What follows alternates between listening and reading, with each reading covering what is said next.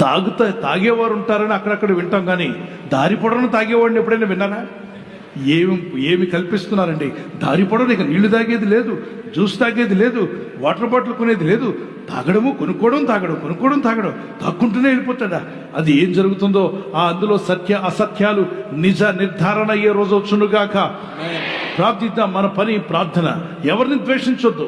మనం ఎవరిని ద్వేషించడానికి లేము. అందరి కొరకు ప్రార్థించమన్నాడు. శత్రువుల కొరకు కూడా ప్రార్థించమన్నాడు. నిన్ను వ్యతిరేకించే వారి కొరకు ప్రార్థన చేయమన్నాడు. నిన్ను హింసించే వారి కొరకు ఏం చేయమన్నాడు? ప్రార్థన చేయమన్నాడు. మనకిచ్చిన బాధ్యత ప్రార్థిద్దాం. సంఘాలన్నీ ఐక్యత కలిగి ప్రార్థన చేయాలి. స్టెఫెనుకు జరిగింది 7వ అధ్యాయంలో. 10, 11, 12 అధ్యాయంలోకి రాగానే పేతురును కూడా తీసుకువెళ్ళి జైల్లో వేసినప్పుడు సంఘమంతా అత్యాశక్తితో ప్రార్థన చేశారట. పట్టుదలతో ప్రార్థించారు. దేవుని బిడ్డలారా, దేవుడు తన దూతలను పంపించి పేతురుకు విడుదల దయచేశాడు. భక్తి కలిగిన ప్రజలందరూ కూడా ప్రార్థన చేయండి. విశ్వాసంతో ఉండండి. ప్రార్థన పట్టుదల కలిగి మనం చేయాల్సిన అవసరం వచ్చేసింది.